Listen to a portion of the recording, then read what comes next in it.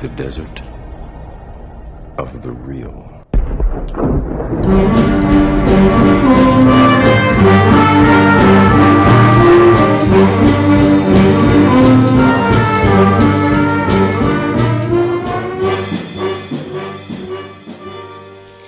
Welcome to the Desert of the Real. I'm your host, Jason Dietz.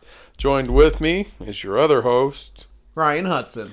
The Desert of the Real, Jason's edition, is a movie podcast where I force Ryan to watch movies that I think are amazing that he hasn't had time to watch yet. Ha! It says on here we are currently going through the Marvel Cinematic Universe. I gotta change that for the last time. Wait, we don't have to. We can change it forever. We're two high school English, film, philosophy, creativity, music appreciation teachers with graduate degrees, and we attempt to use our academic training to dig deeply into movies. We explore the creativity, the philosophy, the film studies, and ethics in our films, and push you, our listeners, to think critically about your entertainment.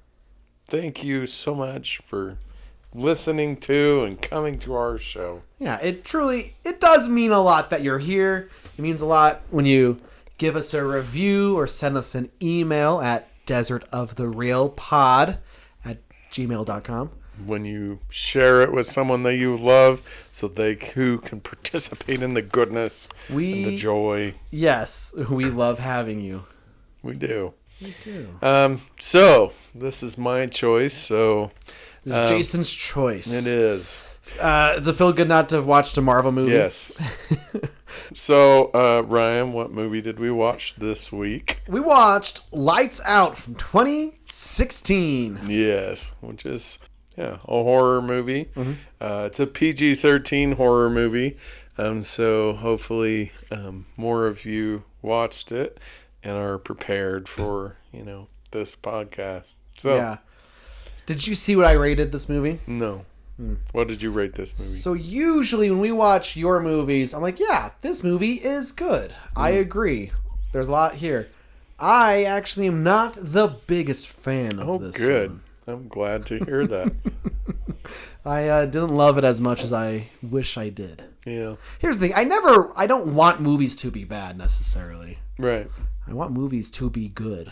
And I go in thinking they're going to be good, Mm-hmm. But I have some specific things I wish we'll get into, but I didn't love, basically. Yeah. And I go into movies thinking this is going to be a piece of crap. Yeah. And then I get convinced otherwise. So, in the case of Lights Out, I went in thinking, okay, this is going to be a PG-13 horror movie. And I don't know, by 30 minutes in, I was hooked. By an hour in, I was like, oh, this is a really good movie. And then there are a couple of things at the end that are like, why did you do that? Yeah. But by that point, there had been in me built up enough, oh, this is really good. This is doing this really well. That the couple of things at the end that were like, what are you doing? Did not ruin it for me. But I also, the ending is the worst. Yeah, thing. the ending is a terrible ending. I wish we could get a redo. Can we redo that? It is a terrible ending. In fact, not that I'm pining for sequels, but it could have done something different where we can get, something. I feel like you could play with this concept in a fun way. Yeah. The way they ended this movie, I don't know how they would do that with this specific monster, I guess, but... Yeah, I mean, so we could talk about that. Yeah. We could start at the end. Why was the ending so terrible for you? Okay, so did you watch the short I sent you? No. I sent you the original 3-minute short of this. Okay. And I don't know how to explain it, but this movie's almost 90 minutes. Mm-hmm. I think the short is scarier. And I think the monster design is better, which is funny because they had no money making that versus the millions they got to make this one. Right. And I'll get into the backstory of that because it's kind of cool. But I thought once you could see the monster, it's not a monster, it's the ghost lady with the UV lights, which is kind of a fun. That was super cool. Yeah, super cool workaround of making her not disappear and stuff and hurting her. I was like, I don't think it looks that any special, I suppose. Yeah. And then it's there because of the mom, and I don't think that was satisfying. I don't think we need an explanation sometimes, and I think they try to explain it too much. Right. And with the explanation we got, I don't think it was good for me. Because we didn't get that until the last 20 minutes or something of the movie. Yeah. Right. But like, I also, with the mom, how she gets rid of the ghost and the ghost disappearing, I'm like, what? Yeah. That's it? Yep. Are you serious? Yeah. And then they have the audacity to have the lights flicker afterwards. Like, oh, it's just the lights.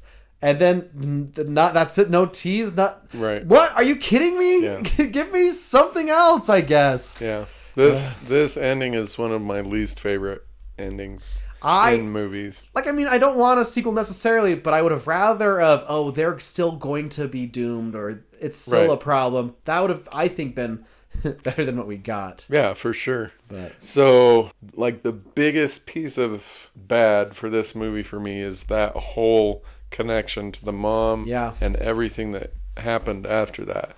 If they could have taken that out, I think this would be a 5-star movie for me. Yeah. Because it would have solved the ending. And you're right, there was not nearly enough information to even be interested in. Like, we don't know how she brought Diana back. Right. We don't know where Diana was in the 15, 20 years between then and now. We don't know anything about it, and so we don't care. The mom is under the impression that Diana is just here for frenzies. And honestly, that's super engaging. Like, this thing, which could accidentally kill you, is actually wanting to be your friend. Right. And I wish we kind of leaned into that. Like, maybe we could have seen the mom just, like, being scared. Like, alone in bed, but Diana's just there, Yeah. Or, like, watching her sleep. Or, like, some idea of, like, why does she think that it's... So I disagree with that. Yeah. But I get that, but I feel like one of the massive strengths of this movie is how, I'm going to say artfully, it doesn't show us stuff. So it forces us to conceive of what's going on ourselves. But there's enough there. Like, there's a moment where the mom's character passes the note to her daughter. Yes. She's clearly terrified, and then all we see of Diana is something Diana pulls her nightgown and pulls her back into the room. Yeah. That's terrifying to me anyway, because what is that? What is she pulling her back in for? Right. What's going to happen? And so I guess I love this movie so much because it gets to my objection to gore. Yeah. I think that gore is a cheap out. It's what a filmmaker does when they can't actually scare their audience, and so they throw in some nasty body, mangled whatever, and they get the gross out. Yeah. But gross out and scaring is not the same for me. Yeah, I don't know. There's an audience for it, I suppose. Yeah, But yeah, I just personally, the horror movies that I love are scary because they've created a sense of dread, or they've tapped into a primal fear that I have or that humanity has. Yeah. And I think Lights Out does a marvelous job tapping into a whole list of those fears that we just kind of share. This movie does a fantastic job hitting those. So yeah. For I guess when I do like the violent stuff, it's like from a pure technical standpoint, where it's look at the craftsmanship that the people who made the movie do. Oh, okay. You know what I mean? Yeah. Like, isn't this kind of either a fun set piece or a crazy set piece type of thing? Like, for example, they were talking about this on, there's a YouTube channel called Corridor Crew,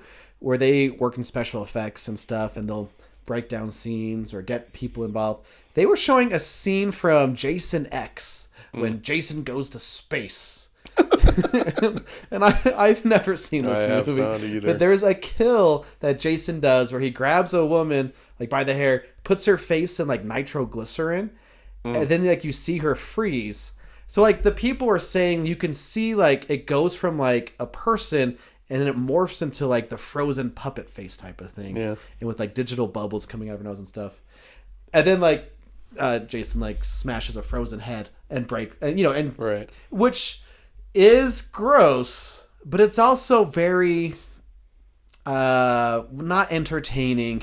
It's a creative kill. I wanted to let our audience know I do agree with you. I would rather creativity and non-rated R gory kills Right. any day of the week. Yeah. Oh, You know what I mean? that's good to know. Yeah. But I can also see your like the artistry of like, for example, in where they had the witch coven and it was a ballet troupe. They kill people with the dance.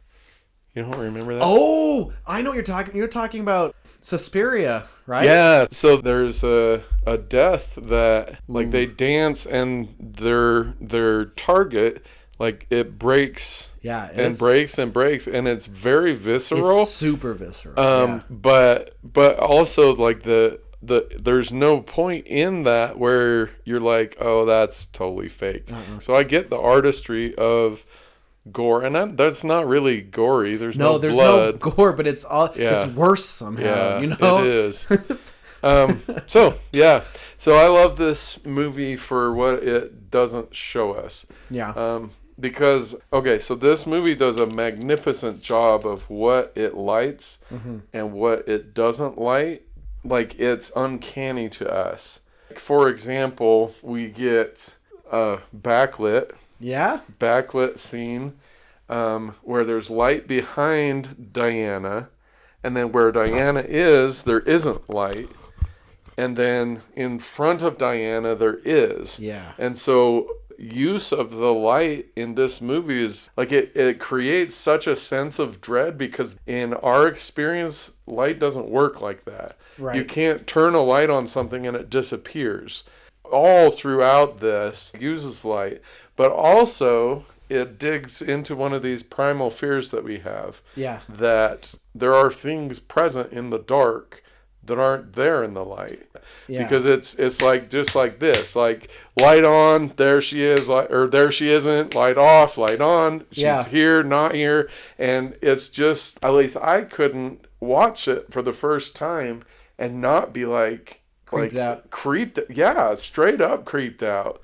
And so there's that that I love. Yeah, and that's, your first fear basically is afraid of the dark. Mm-hmm. But then again, it's what's interesting is like I have little kids at home, and when it go bedtime, they don't care if the closet is open, whatever. Mm-hmm. Yeah. But I am like, we gotta close the closet. Like, you don't care, but I care. It's gotta be shut. You know what I mean? Yeah. That's why, like, a lot of stories about things that go bump in the night. Yeah. It's because it's nighttime. And I always think of like, especially like indigenous, like fictional creatures. It's like, you ever been in the woods? Yeah. In nighttime, they go camping. It's not like movies where you can just see things and it's dark. That's fine. But real life, you're like, I can't see a thing over here away from the fire. Or who whatever. the heck knows what's out there? You hear a twig snap. Yeah. It could be anything. Yeah. When you get your own house and you hear something, you're the one that needs to investigate. Right. It's like, well, let me go check out that sound, I guess. Stay here, wife. I'm going to go look. But don't come back. So, did you have any other like negative stuff? I do have one more negative that does grind my gears, I suppose. It's when something spooky happens and the next scene it's like, well, that was weird. La la la. Like, there's a scene literally the younger brother has the candle, is being drugged by the ghost, goes down to the basement where the sister is. Don't leave me again. Like, yeah, you almost died or whatever. Yeah, you know what I mean? Yeah. But in fairness to the movie, he's been dealing with that for a long time. I guess. So I know. maybe that's what... I'm not excusing it because you're right. Yeah, and there's a couple scenes where I'm like, you saw a thing last night. Right. You know, like, how do you... You can't call the cops. Right, what do? You can't do anything. So that's also one of the things, like, with classic scary movies or, like, Poltergeist or something. Like, you can't call anyone except for, like, a priest or a ghost expert, you know? Right. So that's another one of the primal fears that this movie deals with. Yeah. Like helplessness. Right. We as human beings are terrified of being helpless. That's why, like, we have a fear of old age. Sure, death is a part of that. But, like, at least in my case, I'm not really that afraid of dying. I'm afraid of the helplessness before death. So if I'm like 70, 80 years old and I can't think anymore and walk, that terrifies me.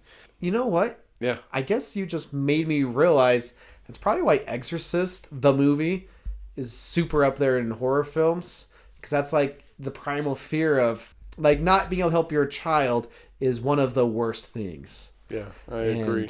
I guess some movies tap into that. Even like Poltergeist. That's another one. This one also does. And it also... The reverse of what you just said is another primal fear where the people who are supposed to be taking care of us either can't or won't or don't even see the reason they need to, which is the case here. The mother doesn't see any problem with having Diana in her home with her children because she feels like she's had a heart-to-heart with Diana and Diana has agreed not to hurt her children. And I think they're just, for me, I don't know if that came across as well. Oh, okay. I don't know, though. Because I was always like, what's up with this mom? Is she on drugs? Right. And she was. Right. Or she needed to be. So there is a scene in there where the mother is shouting at Diana and, like, you agreed that you weren't going to hurt my children. Yeah. So there's that. This movie also does a really good job of playing on what's real, what's just in your head. Oh, yeah. Which is another, like, staple. But in this case, with the exception of, like, the last 20 minutes of the movie, which I think are crap and they should be reshot, it does a great job of holding that there. Like, I think of The Ring. I've seen... Like, Samara, is she real? Is she just in your head? We kind of know, but we kind of don't. Yeah. Same thing here with Diana. We ultimately get the answer. Yes, she is real. Yes, other people can see and interact with her. But for a lot of this movie, we have this kind of open question. One of my first movies that I had us watch was Oculus. Right. And that's a big reason why I think Oculus is so terrifying, because there's no line. And it's just kind of fluid in and out. I think Lights Out does a lesser job of that. But we definitely get that, like, what can I trust? There are a couple of other primal fears that we seem to have. So if you watch a lot of horror, one of the things that you will notice is that almost every horror movie has a mirror in it. Ooh. And whether or not the horror movie uses the mirror actively, they are always using them passively. So mirrors are terrifying because, like, that's our opposite. That what we're seeing in there is the opposite of us. And so in a number, like Oculus is, again, a great example. Oculus actively used the mirror, this alternate dimension. Mirrors show up here. They don't actively use them, which I feel like they definitely have used them that way. But the whole idea of this reality that isn't our reality, but that is just as real and just as impactful as our reality is terrifying to us. In my English classes, and especially in my philosophy class, we talk about how, in a very real sense, a massive chunk of everyone's reality is just in their heads. It's just Yeah. their interpretation of what other people are doing, or what events mean, or what objects mean, or the value of objects. And so anytime we have a moment where we're forced to confront, oh, your reality actually isn't reality. Those moments are terrifying to us, because it's this moment of, oh crap, if that's not true, Yeah. then what else isn't true? That's and we even have like- existential crisis out of that. Man, you pick a lot of movies like this because it's not just Oculus. Triangle also dips its toe in this too. Yep. What is your reality? Yep. Ooh, you have a pattern, but you didn't know I there was... do have a pattern. Yeah. I like that. Yeah. In my film class, we watched a couple scary movies because it was close to Halloween at the time. And I was kind of surprised how many students just straight up say, I don't get scared by movies. Yeah. And I'm like, but even if, you know, we have the suspension of disbelief or whatever. Right. We know it's movies, makeup and everything, but, it's still creepy, right? But I'm like not scared at all type of thing. Not like... Sometimes scary movies can just stick with you. You watch a scary movie, then you got to go to the bathroom in the middle of the night, like, oh, I'm creeped out right now. Yeah, it does that to me. But I was kind of shocked about how many students just, at least said, why would I be scared? It's just a movie. So is that a desensitization? Is that a failure of the movie? I think it's a I think they've been desensitized to some degree. Yeah. But, who's to say?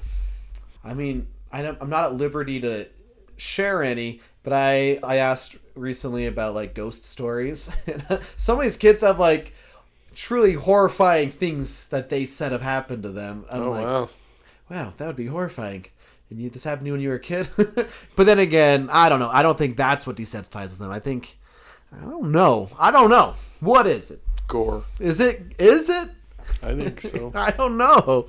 So part of enjoying or intellectually engaging with a horror movie is your willingness to allow the movie to touch parts of you that are like these primal fears that we have. And so I think people that aren't scared in movies, quote unquote, are people who have decided, whether like actively or passively decided, to not allow a movie to touch those primal fears inside of them. It's a protection. I think so. Because I didn't grow up watching a lot of scary movies. In fact, a lot of my blind spots for film are scary movies. Now that I'm like the man of the house, I'm literally like, whatever. I'm like, I can't let this get to me. Yeah. You know what I mean? But at the same time, I don't know. I watched like Nightmare on Elm Street, which is a favorite of yours, and that one I think is effective, even though it's kind of goofy a little bit. But it's like, oh yeah, you can't defend yourself when you're asleep. Yeah.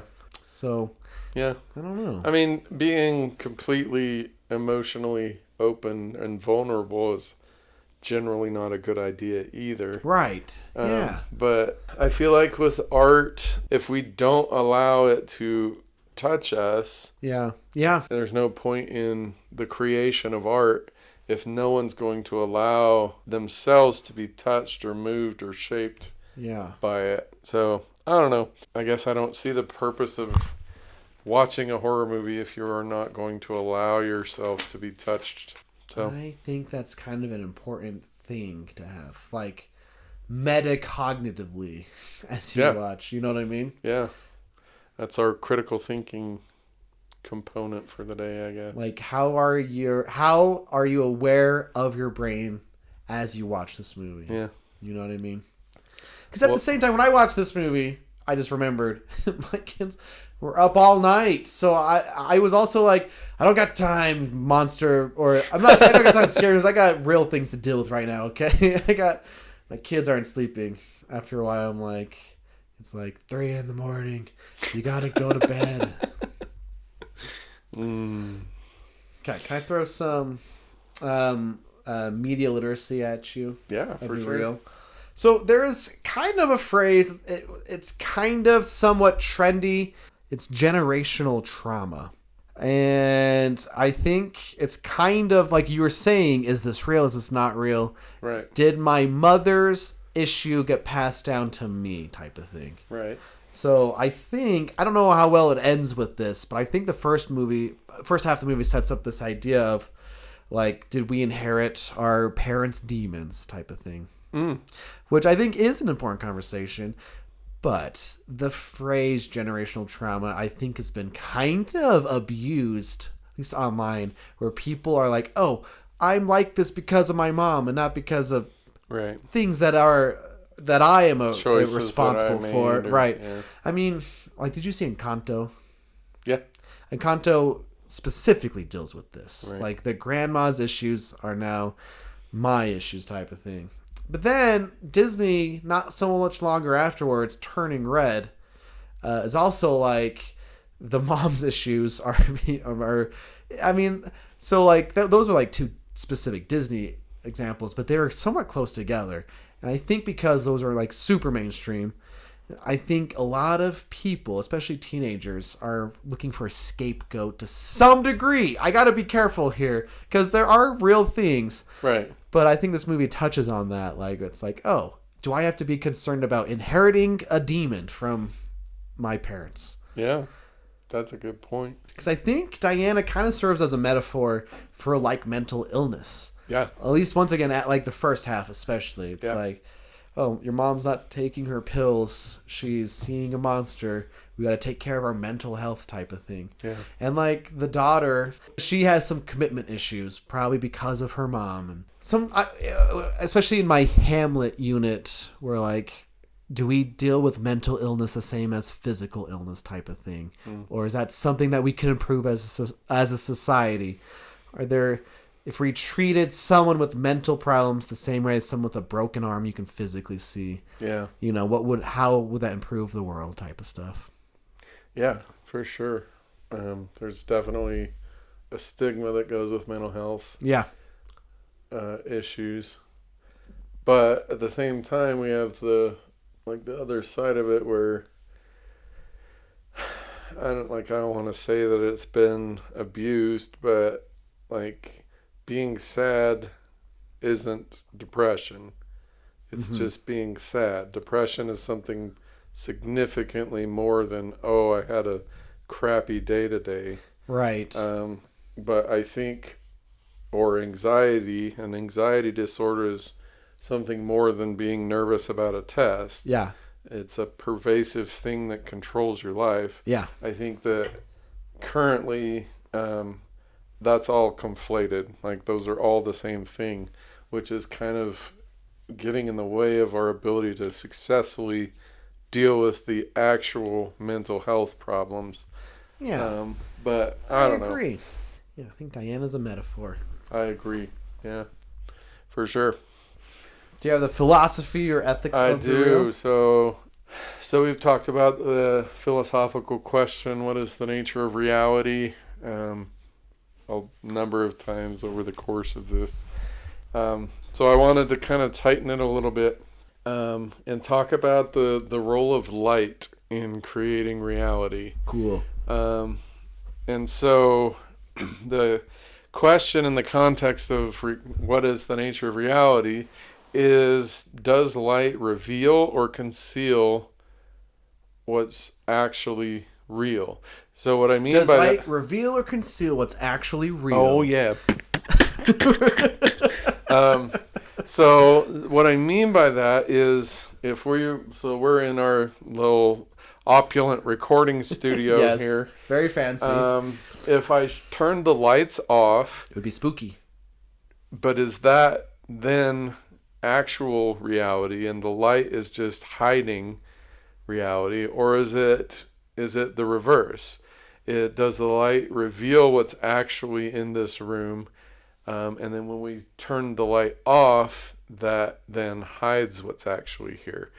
And so this movie, again, does a really good job with its use of light and darkness, because Diana, for the purposes of this movie, is real. Yeah. But she is not visible or even doesn't participate in the reality that exists when the lights are on. And so we tend to favor lighted reality. Yeah, if we turned off the light in here, it'd be too dark. Well, but I mean, if we think about it, if we turn off the light, Yeah. then the things that we currently can't hear because we're focused so heavily on what we can see, Yeah. do those then, are they not a part of the lighted reality? And they only become part of the reality when there's not light? I want to understand. Okay, so like, for example, if it was dark, I could still bump into things, you know? Sure. So I'm trying to understand. So it hasn't clicked yet, I guess. okay.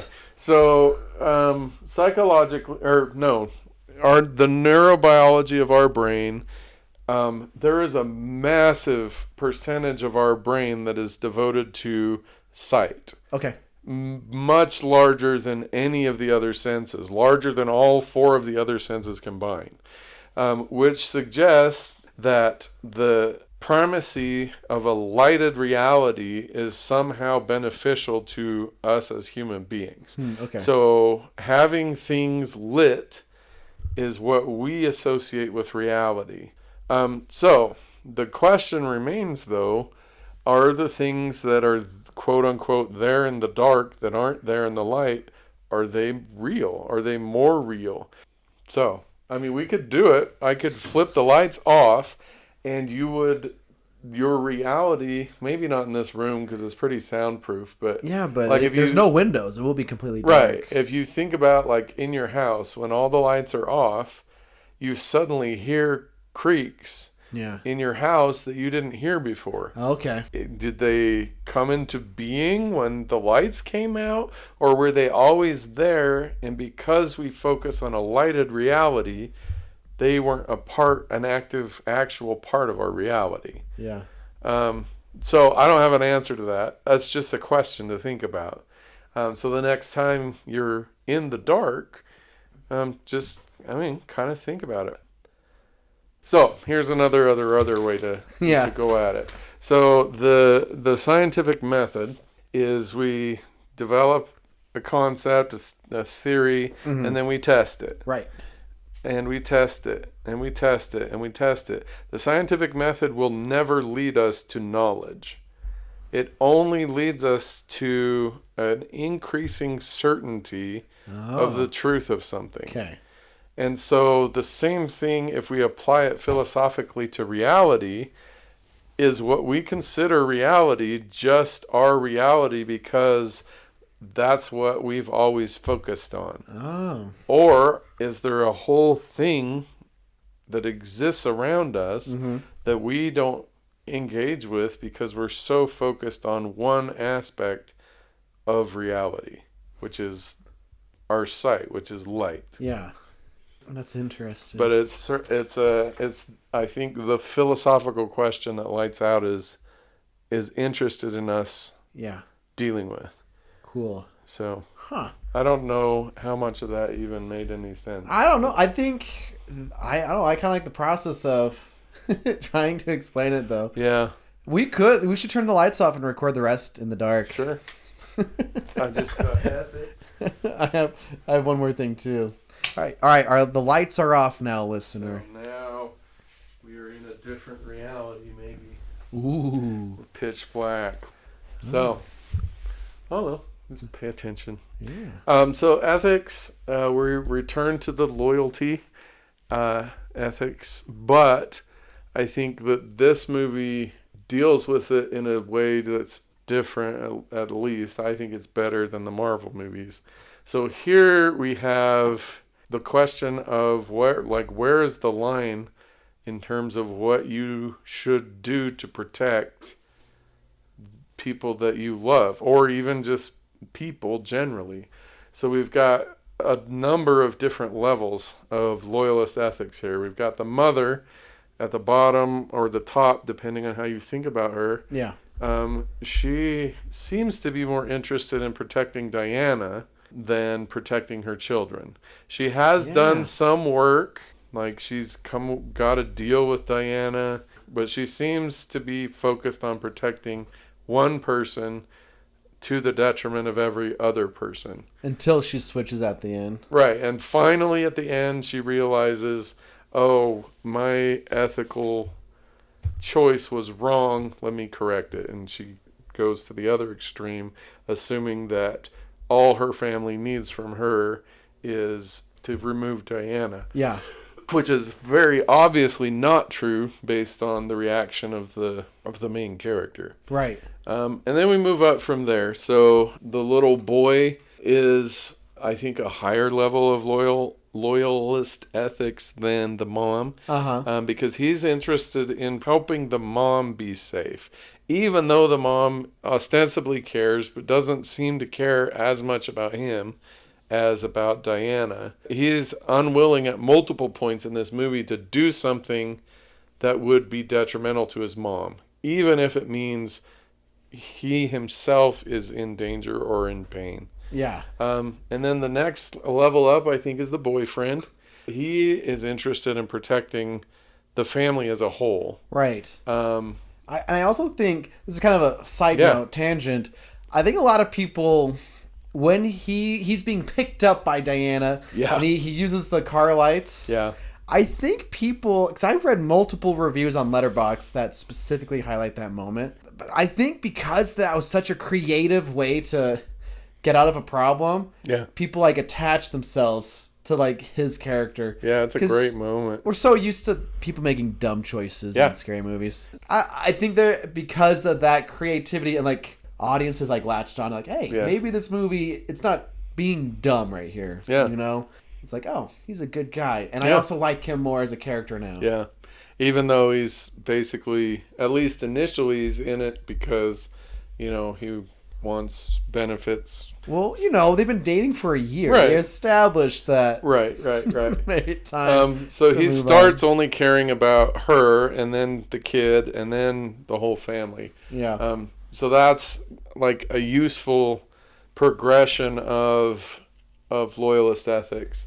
And then I think our pinnacle is our main character, because initially she is very self-centered.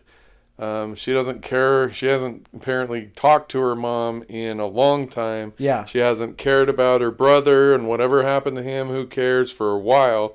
And then she, over the course of the movie, becomes increasingly not only interested and invested in the safety of the other characters, but she has taken it upon herself to make sure that they are safe. Yeah. So, better than the pretty much very one-sided Marvel treatment of loyalist ethics, I think Lights Out shows us a very tiered presentation of this ethical school, and we can see where it is strong juxtaposed against where it's weak. So, that is our ethics. I like that, Dr. Dietz. Thank you.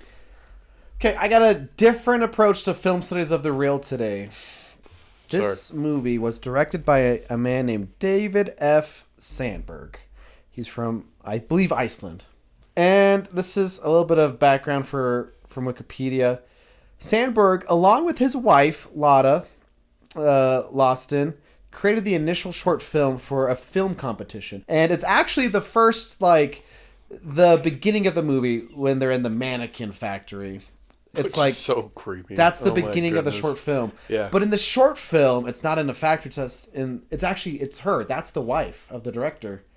Oh. She goes into bed and leaves lights on, tapes the lights open like you see on the poster and they do later in the movie. Yeah. But then in the short film, which I think is just so creepy, from her point of view, you hear the duct tape being ripped off. And then the light switches off. Super scary. And then she's under the covers. And that we're not out of the covers. We're with her under the covers type of thing. Yeah. And she's trying to plug in the lamp and stuff. Cool. Anyway, that short film was in a competition. Although the film did not win the competition, the short soon went viral. So now I want you to think about how movies get made and stuff. It's sometimes you don't have to win the competition, but you can still win the audience's views, or you can still become big on like YouTube or something. Leading to Sandberg being contacted by several agents to the point where he had to develop a spreadsheet to keep track of them all. One of the contacts was Lawrence Gray, who wanted to collaborate with James Wan. James Wan is a big deal. Specifically, he did Saw. Oh, that's right. Saw, like, is its own thing. It started so low budget. They didn't have budget to light outside. It's all filmed inside. But he also now, like, because he is proven big, he did Dead Silence, which I haven't seen. It's about the scary puppets. He did Insidious. He did The Conjuring. But then, good stuff. Somehow, after those scary movies, Furious 7. So it's more, whoops. It's like, yeah, I don't have to just be scary. I could do like a big blockbuster. Then he did Aquaman. He also is responsible for Malignant, which is funny. But the thing is, he produces a bunch of stuff. So James Wan's attached to your indie movie that's a scary film. That's a huge deal. Yeah, like sure. That made the difference. James Wan's interested. Studios are interested. I think it's pretty typical to think of all movies as the big Hollywood machine. And to a large extent, especially the Marvel movies we've been talking about, they are. It's like, this is Disney, make us money type of thing. Right. And as much as we hate to think of our art to be a product of business, they are. But, I mean, there's always, maybe we don't know all the ins and outs, but we know a lot of the ins and outs of this movie. Because the director here, David Sandberg, he had a YouTube channel. And this is his first movie. You can go on YouTube, and I think this is very, very, very exciting, especially people who are interested in making movies. So listen, if you are interested in literally making films or just ins and outs of films, I implore you to look at his YouTube channel, which is called Pony Smasher. He has his short films that he made with his wife in his apartment or in his house. And they were like 3 minutes because he's putting them in competitions and stuff. So like 10 years ago, we have that short film, cool. Lights Out. We have another one called Pictured, one called Not So Fast. And that's really cool that you can see literally how do you make something with just the stuff you have in your house? Well, guess what? He's going to tell you. He's got a video called Lighting a Film with an IKEA Trash Can. Like, literally, this channel, it's almost inspiring. Like, oh, I can make something. This guy, he was using tinfoil and a trash can to make a specific type of lighting. Just having your own money type of thing. That's super cool. He has a video called The Importance of Sound, where he talked about he used to make short films with his buddies, and he won a microphone at one point, and he would just record stuff like the sound of his neighbor through the walls, his feet walking on different things. He was just recording things because you never knew when you might need it in like a video or a future project. He was building his own sound library. Wow. Which is super cool. So he's like, hey, here are ideas. Here are things that I did. I think it's super tempting to think, I can't make a movie. I don't have the stuff. Well, his channel is, or used to be, dedicated to like, here's how I made things. And he has behind the scenes like insights and updates and stuff of his feature films. And because this one was successful, he made Annabelle Creation, because they made a bunch of Annabelle movies, and he directed one of them. He eventually actually directs the 2 Shazam movies for DC. But, like, especially if you're interested in making movies, check out his videos here. He's got so many crazy insights. And cool. With this movie, they got $5 million to make the movie, which is that's small potatoes for Hollywood. But if you're making movies with IKEA props and stuff, it's like, this is it. You either make this movie work or you're not making movies type of thing. Right. This is something he pointed out in one of his videos I was watching. The Diana's eyes glow. Right. And he asked them, like, can we make them glow? It was not in the budget to make them glow digitally. So because he is used to working with his wife, coming up with solutions, He went to the store himself and found like these reflective things that you could put on your eyelids. So that's like a practical effect now. Oh, wow. Because that's cheap, because they couldn't afford to do it digitally. I think that's really, really cool. I'm glad you brought that in. It's tempting to always be like, oh, this is just a guy who blah, blah, blah money or something. No, this guy is literally making a movie out of nothing. Out of nothing. He's never used a crew before. He talked about needing to, let the crew know what his vision is, because that was a new concept of him having more than just him and his wife type of thing. Dang, now I like this movie even more. Yeah. That's awesome. Yeah, he's a cool guy. He's got a lot of, check out his channel, Pony Smashers. It's all a lot of cool movie making things. That's awesome. There's passion behind some of these things, even if they're products sometimes. Yeah, and you can, with the Marvel movies, you can tell which ones were passionate and which ones were making money. Yeah. Like, for real. So yeah, I think Lights Out is a great horror movie until it isn't. Right. It's a really cool ethical movie. It's an awesome everyman kind of movie, apparently. Like, this guy that just uses trash cans made this movie. And then, like, you brought up the writing in the basement. I desperately want a movie about what was written there. Like, oh yeah, I want that, because that's what I remember watching it the first time and revealing that writing. I'm like, oh wow, there is so much behind this. There's so much backstory that we're gonna get, and then we just get the mom shooting herself and. The prequel of this could work, I think. Yeah, I would watch it, 100%. I looked up, actually, I got done watching this time. I looked up, like, is there a sequel? Apparently, a sequel was greenlit almost immediately, because this movie, like you said, cost $5 million to make. It made $150 million. Right. And so they were immediately like, yeah, let's do the sequel. And then it just never... It bounced around from different project funders and never got made. So, which I think is sad, because I want to know. I want the movie about that writing. Yeah. Yeah. Because, like I said before, a ghost just wanting to be friends is a great concept. Yeah. But like, how do you be friends with the ghost? This ghost could kill you if it gets angry. You know, like how do you unstable. Make it happy type of thing? It's apparently been trapped in a basement. Yeah, we're right. We don't get any of that. We don't know any. I want that.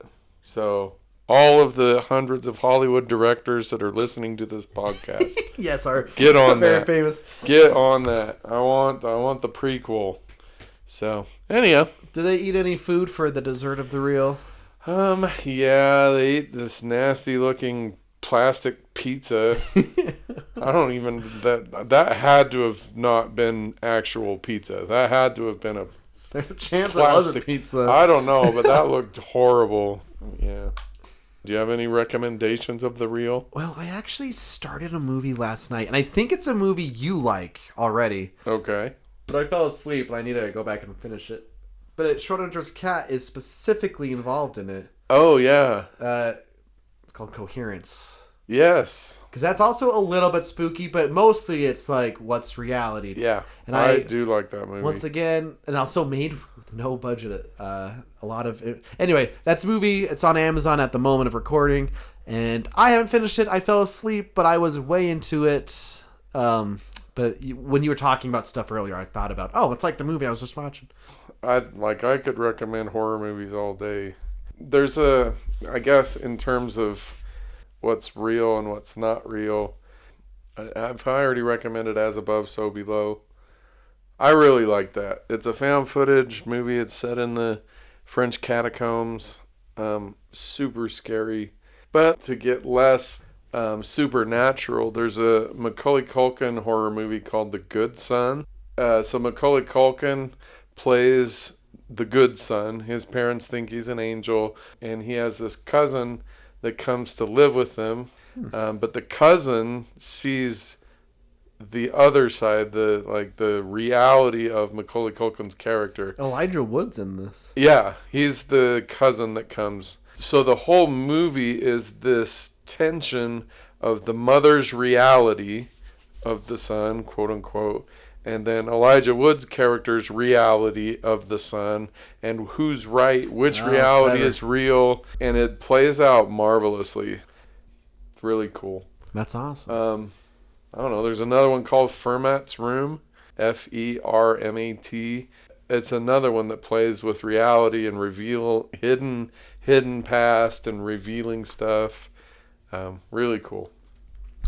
Probably actually all three of those are rated R. So get your BitAngel or your Enjoy movies your way and watch it without all the swearing and stuff. Dr. Dietz, is it fair to say that you are a religious person? Yes. Okay. So I have a It's question. very fair. I have a question for you. When you talk about, like, you're telling ghost stories around a fire, you're talking about spooky things and stuff, and you're getting to be on edge, you know? Mm-hmm. You're ready, like, easy to be spooked, you know? You're in that mode. As a religious person, is that just how people are, or is that the Holy Ghost leaving? I think it depends. Because fear is evolutionarily important emotion. Fear keeps us safe. Yeah. And so the only time fear becomes counterproductive is when there's nothing for us to be kept safe from. Right. And it impacts our lives, which is kind of where we live now. We have very little to actually be afraid of in modern life. Yeah. But fear is still present in us, and it needs to do something, and so we get these artificial things that we're terrified of failing this test. That's the worst thing that could happen to us, where 300 years ago the worst thing that could happen to you was a bear shows up and kills your whole family. And so if it's coming from that, I think it's a normal, natural thing. But a different aspect could also be you are dabbling in things that the spirit can't be present with, and they're very different. For me, at least, they're very different feelings. The feeling of dread, or versus you no longer have peace. Yeah, because I think I don't know. Sometimes it's just I'm just on edge, you know, or I've been in a spooky place and now I'm just jumpy at stuff. Yeah, you know. Anyway, cool. It's a good question. Okay. So we've been in this room. Yeah, we've been recording darkness. with the lights out. It's been kind of interesting. What has entered your reality that wasn't here in the light? I've noticed how often you move your hands. Yeah. They come. I don't see you super well, but I see your hands in the computer light. See, like right now, you're wearing like a dark shirt too, so it just looks like hands floating to some degree. Right. So for like the sound of this little mini fridge is now a part of the reality that it wasn't before, because I wasn't even conscious of it. So anyhow, that's what I mean. Like when it popped on, I was like, ooh. It has popped on, I'm sure, multiple times as we've recorded in this room, but we only hear it. It's only a part of our reality when there's less to focus on. Yeah. So, I don't know. That's interesting. It is interesting. So, next week, we may have a Thanksgiving break. We might do. We probably will, actually. So next week, we're going to be transitioning from horror and action movies into science fiction, Star Wars. And so before that, I thought we would also transition my choices from a horror movie to a science fiction movie. So the science fiction movie I picked is called I Am Mother. I believe it's a Netflix movie, maybe. Yeah.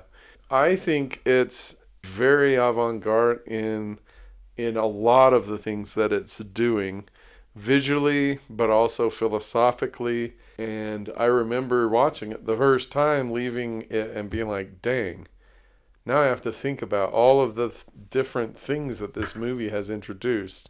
So enjoy it and come to the podcast next time we have an episode. I'm ready to discuss that. So Well, I'm excited to watch I Am Mother. it's a good one. If you, I don't know, any thoughts, remember to give us an email. Yeah. Share it, like it, stars. Yeah, 5 stars only though. All those Only things. 5 stars. We don't want anything lower. They definitely help us. We have, I think, achieved 100 subscribers on Spotify. So that's where we are. thank you for passing it on. Please keep passing it on. Yeah. So we can keep growing and impacting other people. So Yes. yeah, thank you for listening. Thank you so much. We love you. We love you. Bye.